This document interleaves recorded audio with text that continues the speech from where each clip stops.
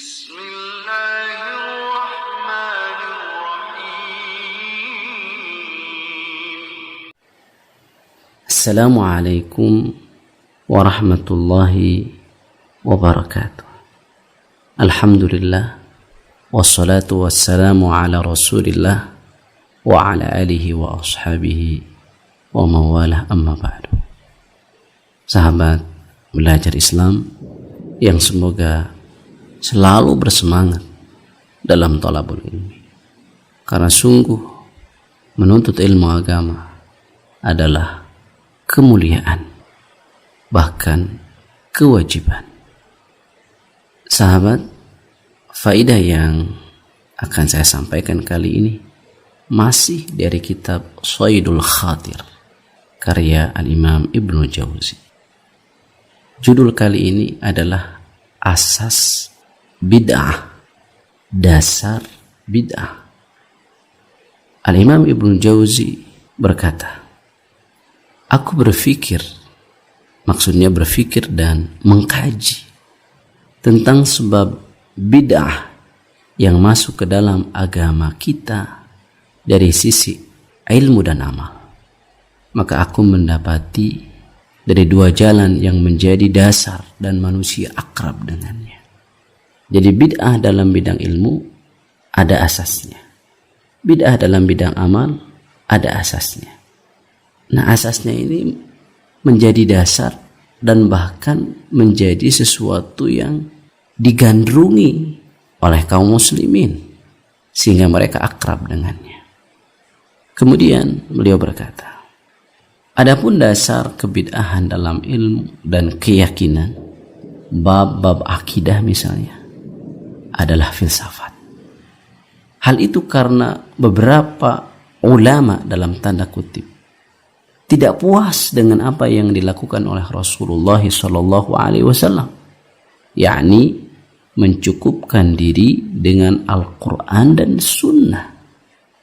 Mereka tidak puas dengan itu. Lalu mereka masuk ke dalam pendapat-pendapat filsafat dan mendalami ilmu kalam. Karena dasar pokok filsafat juga ilmu kalam adalah menjadikan akal sebagai rujukan utama. Sehingga jika ada pertentangan antara wahyu dengan akal, menurut mereka akal lah yang harus dimenangkan. Nah, filsafat dan ilmu kalam ini membawa mereka pada pendapat-pendapat busuk yang merusak akidah mereka. Tokoh utama mereka adalah Ja'ad bin Dirham yang menjadi guru Jaham bin Safwan, sehingga kelompok ini disebut dengan istilah Jahmiyah. Jahmiyah ada turunannya yaitu Mu'tazilah. Mu'tazilah pun ada turunannya yaitu Kullabiyah. Kullabiyah pun ada turunannya yaitu Asy'ariyah. Yang semua ini disebut sebagai ahlul kalam. Para imam sangat mencela ilmu kalam. Misalnya Al-Imam Asy-Syafi'i rahimahullah, beliau pernah berkata, wala an yubtala al-mar'u bi jami'i ma nahallahu anhu ma khala syirk billahi khairun min an yabtaliyahu Allahu bil kalam. Dan seandainya seseorang diuji oleh Allah dengan segala larangan Allah, artinya dia melakukan larangan Allah selain kesyirikan, itu lebih baik daripada Allah mengujinya dengan al-kalam, yaitu ilmu kalam. Dan masih banyak lagi perkataan-perkataan yang lain. Selanjutnya Imam Ibnu Jauzi mengatakan, adapun dasar kebid'ahan dalam masalah amal adalah kerahiban ar-ruhbaniyah. Hal itu karena sekelompok dari orang-orang zuhud mengambil jalan at-taqasyuf, artinya gaya hidup dengan meninggalkan kenikmatan yang mubah. Sungguh mereka tidak melihat perjalanan hidup Nabi kita Muhammad SAW dan para sahabat. Mereka pun hanya mendengar tercelanya dunia, akan tetapi tidak memahami maksud darinya. Karena kalau kita melihat perjalanan hidup baginda Nabi Muhammad SAW, Nabi biasa mengambil dari perkara dunia ini yang dimubahkan dan dibolehkan oleh Allah. Waktu ibadah, Nabi beribadah. Waktu istirahat, Nabi pun istirahat. Waktu berpuasa, Nabi berpuasa. Waktu berbuka, Nabi pun berbuka. Bahkan baginda Nabi pun SAW menikahi para wanita. Demikian pula dengan para sahabat ridwanullah alaihim ajma'in.